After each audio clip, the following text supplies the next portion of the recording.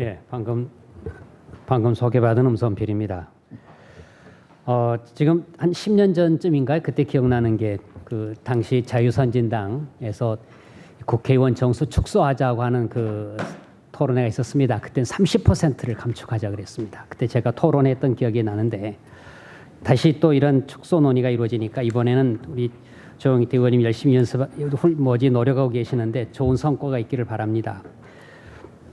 오늘 그 의원 정수에 관해서 논의는 좀 많이 하지 못한 게 다소 아쉽습니다. 왜냐하면 제가 발제에 대한 토론을 받게 돼서 발제에 따라서 저희가 준비를 하게 됐고요. 또 제가 하는 건 발제자와 좀 다른 관점에서 또 약간 보완하는 또 그런 역할을 또 제가 할 걸로 생각해서 이렇게 준비를 해보았습니다.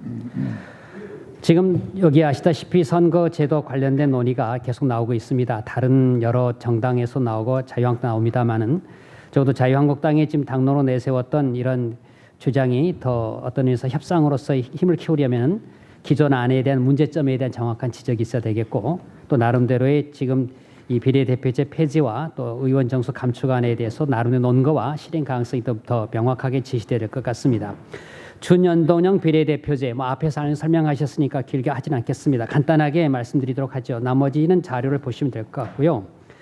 이게 정말 이름 그대로 비례대표제라 붙이는 게 맞냐? 이제 그렇지는 않다고 결론을 말씀드리고 싶습니다. 왜냐하면은 여기 자료집 65페이지에 나와 있는 정개특위안에 따른 20대 총선 결과를 다시 한번 시뮬레이션 해본 걸 지금 여기 쭉 설명해 드렸는데요. 여기 나온 것처럼 결과적으로 이렇게 흔히 이름 그대로 비례대표적이지도 않고요. 결과적으로 지금 어떤 의미에서는 기존 거대 정당에 유리합니다. 특히 그중에 하나가 좀 다소 우습게도 보일 수 있는 상황 하나가 나오는 게 65페이지의 그 표 아래 나온 내용인데요. 우리가 상식적으로 하는 비례대표자라 그러면 문자 그대로 정당 득표율하고 의석 점유율이 일치하는 게 맞습니다. 그런데 이번 개편안에 따르면 그렇지가 않게 돼 있어요. 더 나아가서 가장 많은 득표를 얻었다 하더라도 반드시 국회에서 제1당의 지위를 얻지도 못하는 결과가 나온다. 여기 우선 표를 좀 보시게 되면은 자유한국당이 그 지난해 33.5%를 얻었죠. 이걸 동일하게 유지했다 치고 만약 더불어민주당이 그때는 25.5% 얻었는데 이번에 30.5% 얻었다고 하자. 그러면은 결과적으로 비례대표 의석을 더불어민주당 더 많이 가져가게 되는 결과가 나오게 됩니다. 계산해 보면은 그렇다면 뭐가 되냐면 제1당이 정당 득표를 한 일당이 의석 점유율 일당이 되지 않는 일이 발생하게 된다. 이걸 비례대표제로 전혀 볼 수 없는 게 아니냐. 그래서 세상에 제가 이전에 한번 여기 자유한국당에서도 문제점 제기했습니다마는 지금 이런 준연동형 비례대표제라는 것은 세계적으로 그 유래를 찾아볼 수 없다라는 비판이 가능하고 비례대표제가 아니고 그냥 종래 다수대표제인데 그것도 연동형도 제대로 하지 않는 부분 연동형 다수대표제다. 대단히 생소한 조어입니다. 왜냐하면 이 제도 자체가 워낙 생소하다 보니까 이런 다수 인위적인 것을 할 수밖에 없고요. 더 심각한 문제는 지금 우리 대통령제 통치구조 결합하다 보니까 간단히 말씀드리면 중남미형의 그런 그 통치 권력 구조로 가게 됩니다. 대통령제 플러스 비례대표제로 가자는 뜻인데 좋게 말하면은 이제 한국 정치의 새로운 발전일 수도 있지만 정확히 말하면 혼란의 계기를 가져올 것이다. 언제부터 그랬죠? 가보지 않는 길을 우린 지금 가려고 하고 있습니다. 이런 게 상당히 우려가 된다고 지적하고 싶고요.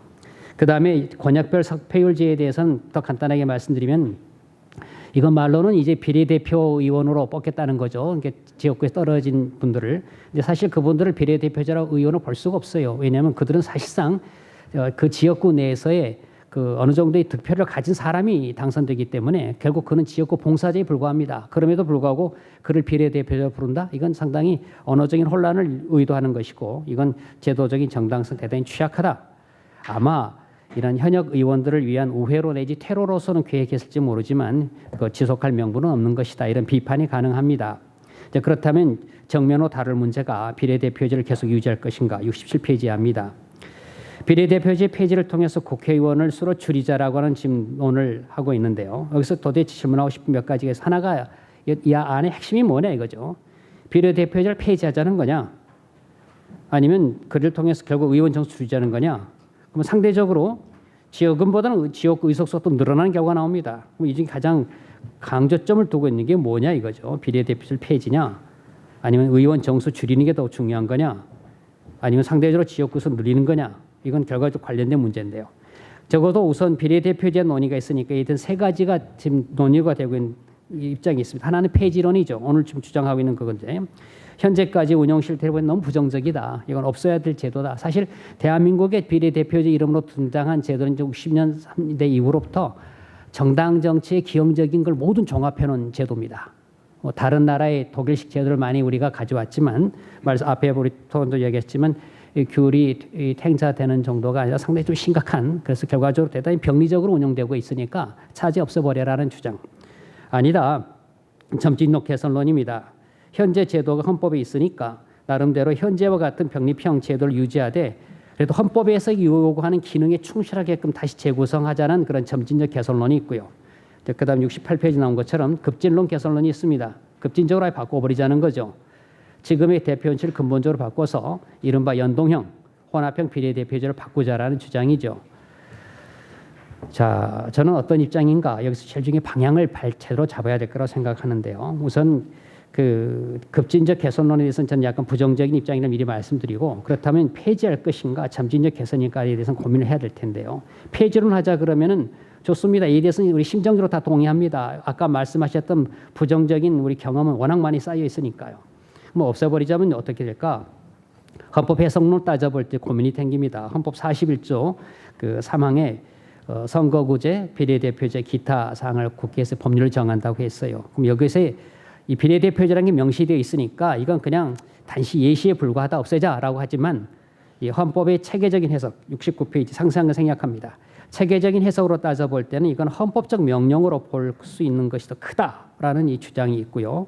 그다음 헌법 41조 연역적인 관점 70페이지를 보시게 되면은 바로 이러한 국회에서 법률로 선거제를 정한다라고 하는 규정 방식이 건국헌법 48년부터 나와 있습니다. 여기 쭉 보면은 중간중간에 나오지만 바로 그 비례대표제에 관한 80년 헌법에서 지금 87년 헌법에 그렇습니다. 비례대표제 규정이 딱 들어와 있어요. 그럼 이게 뭘 의미하냐면 우리 헌법에는 없었지만 법률 차원에 들어왔던 비례대표제 요소를 헌법에서 인정한다라는 취지로 보는 것이 연역적인 해석에 보면 더 타당하다라고 보는 게 된대요.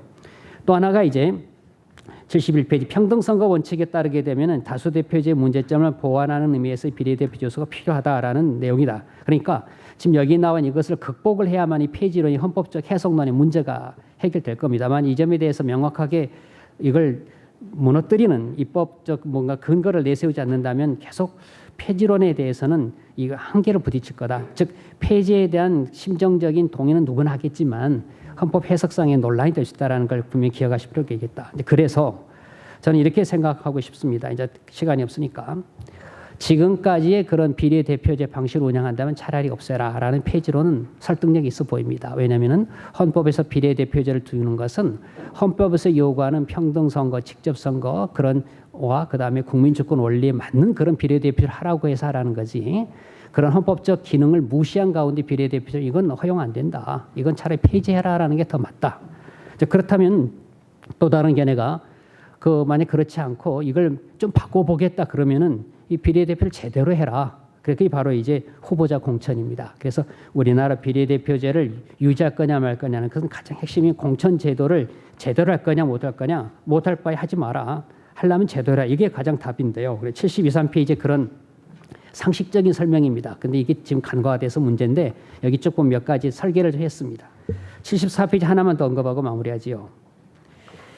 지금까지 비례대표제에 많은 비판을 하고 계시고 또 공천제도 문제 얘기합니다만 우리나라 비례대표제 이해가 워낙 약하다 보니까 주로 독일식 제도를 거의 하나의 전범으로 받아들입니다만 독일식 제도도 유럽 제도로 보면 극히 일부의 하나에 불과하고 좀 특이한 형태입니다. 그중에 하나가 우리는 정당 명부 순위에 따라 그냥 의석을 배분하는 단순히 고정 명부식이라고 부르는데요. 그거 아니고 가변 명부식이라는 게 있어요. 그러니까 정당에서 후보자를 쭉 올려놓으면 선거권자가 순위를 바꿀 수 있어요. 근데 이게 유럽은 더 많이 이걸 사용해요. 유럽 비례대표제 역사로 따져보면은 지금 비례대표제 많이 쓰는 나라가 한 70여 개국 되는데 지금 독일은 이례적이고 오히려 많은 나라가 이런 가변 명부식으로 해가지고 후보자 명부 작성은 정당이 하지만 순위는 그 선호 투표로 해서 이게 바로 국민들 선거권 할 수 있으니까 공천을 아무리 장난쳐도 별 통하지도 않아요. 그러니까 정당 명부 작성은 정당이 하세요. 그러나 순위 결정은 선거권자가 합니다.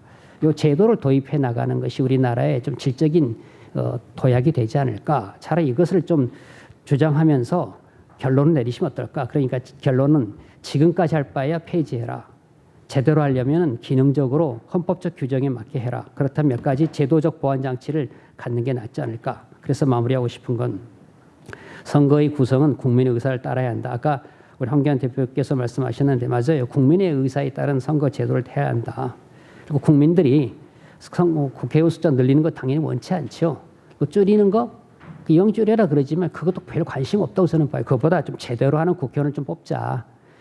숫자가 정말 잘하려고 하는데 부족하다면 늘릴 겁니다. 근데 이거 막말로 말하면 좀 요즘 막말 유행이니까 조심합니다만은 그 제대로 역할도 안 하면서 숫자 늘려달라. 이건 정 누구도 가당치가 않지요. 근데 잘하려고 하는데 부족합니다. 그럼 늘려줘야 되겠죠. 그건 뭐 너무 상식적인 얘기일 겁니다.